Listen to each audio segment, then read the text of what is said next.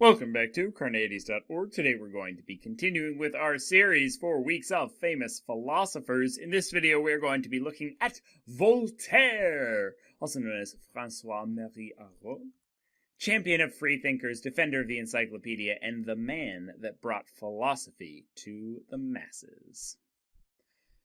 Unlike other philosophers in this series, Voltaire did not have any particularly original or influential philosophical ideas. He was a poet and a playwright just as much, if not more, than he was a philosopher. However, Voltaire had a significant influence on the direction of philosophy and the philosopher's place in the world. Through his wide variety of works, Voltaire made philosophy something that was the business not just of the academics in an ivory tower, but of the masses. He championed dissent and free thinking.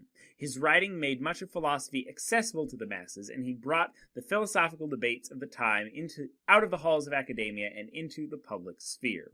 He represented a shift towards what would come to be known as the Enlightenment. Born in 1694, François is better known today under his pen name, Voltaire. His father wanted him to be a lawyer, but he wanted to be a writer. And throughout his life, he accomplished that goal. He wrote over 2,000 books and over 20,000 letters. He was exiled to England at one point for what he wrote. And he learned a lot there. When he returned, he ensured his future fortunes by making a great deal of money by rigging the Paris lottery. He avoided political scrutiny for a time by hiding away in the house of his friend and lover, Émilie du Châtelet, an impressive intellectual in her own right, in her husband's chateau. After her death, he traveled, continuing to infuriate the intellectual establishment around him with his ideas. He was a close friend of Ben Franklin up to his death. Now, if Voltaire was a champion of anything, he was a champion of free speech and the right and responsibility to speak out. He challenged the doctrines of academics and organized religions alike. He loved to defend controversial views, often to defend the right of free speech, than because he personally supported them. He was more likely to defend something just for the sake of defending the dissent and the idea that we can have that discourse, rather than because he had something personally very much invested in it, including the very idea of philosophy itself. Voltaire was well known not for making particularly innovative or new arguments in defense of free speech, but rather for demonstrating what a philosopher can do by challenging the status quo, even of philosophy itself. His biographer summed up his attitude perfectly with a quote that is often misattributed to Voltaire himself. "I disagree with what you say, but I will defend to the death your right to say it." Now, in 1734, Voltaire published a book entitled Lettres philosophiques. This included a discussion and defense of Newtonian science.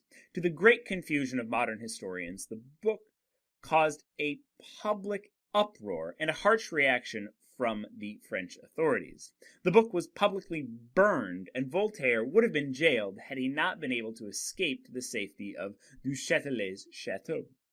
Instead of backing down, though, Voltaire inflamed the debate by bringing these Newtonian claims of action at a distance into direct opposition with the Cartesian thought that was common in France at the time.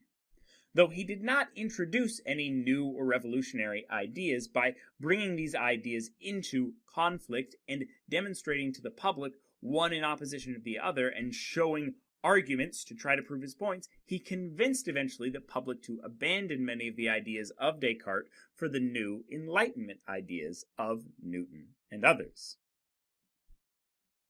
Voltaire went on to challenge other philosophers and bring the discussions of their works into the public forum. He critiqued the works of Leibniz, who we just did a video on, mocking his claim that we live in the best of all possible worlds in his satiric novella Candide, and challenging the church on several levels. One of the most prominent was his defense of the first encyclopedia, which he contributed to.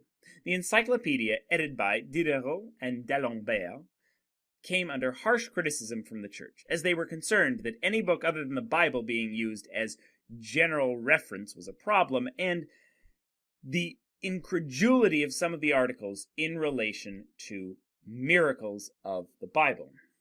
Though it was put on a list of banned books, and some of the authors were even jailed, the encyclopedia eventually, as most well are aware, this today became the preeminent reference book for academics, due in no small part to the actions of Voltaire, until of course it was replaced by the common-day Wikipedia. Therefore I give you Voltaire, champion of free thinkers, defender of the encyclopedia, and the man that brought philosophy to the masses. Next up, we're going to be looking at David Hume. Watch this video and more here at Carneades.org, and stay skeptical, everybody.